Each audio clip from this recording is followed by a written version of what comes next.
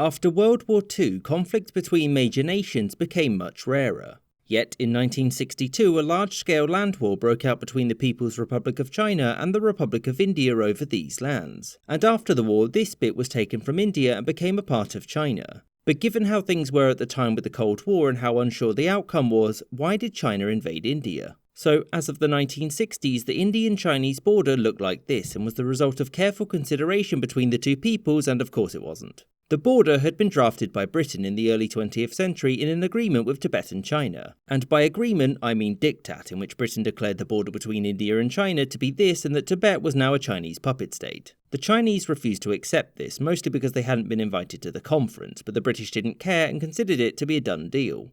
Now, India gained its independence in 1947, and along with its freedom, it also gained a territorial dispute. One which was made worse when China annexed Tibet in 1951, and since it was one of India's most important trading partners, it soured relations. Tensions rose until 1954, when India and China came to an agreement in which they agreed to respect each other's territorial integrity and increase trade. This was up until 1960, when Tibet was host to a failed uprising, and the crackdown afterwards damaged India's ties in the region. The Indian Prime Minister, Jawaharlal Nehru, was critical of China's response and gave shelter to those fleeing the region. This angered the Chinese government, and its foreign minister Zhou Enlai pushed for a military response to do two things. 1. Take this territory, which was populated largely by Indians of Chinese descent, and 2. Dissuade India from supporting any Tibetan rebels in the future. As such, spies were sent into northern India to lay the groundwork for an invasion, and the Chinese built up infrastructure in the border regions and started to move soldiers there. The Indians, fearing an escalation, created the forward policy, which would build up their border defences and make India's claim to the land indisputable.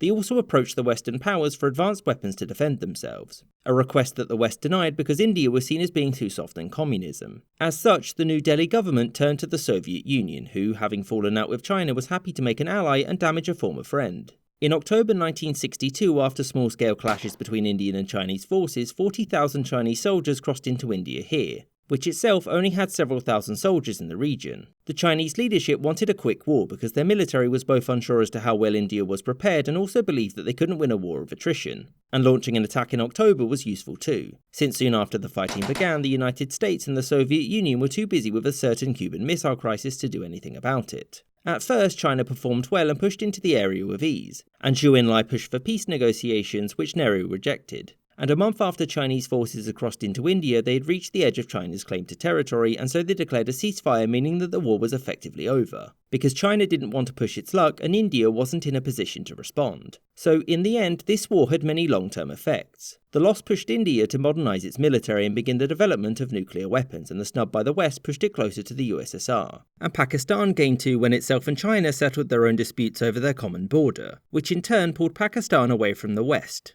since due to the increased trade they'd gotten more from Beijing than they ever had from Washington or London, which completely changed the balance of power in the region.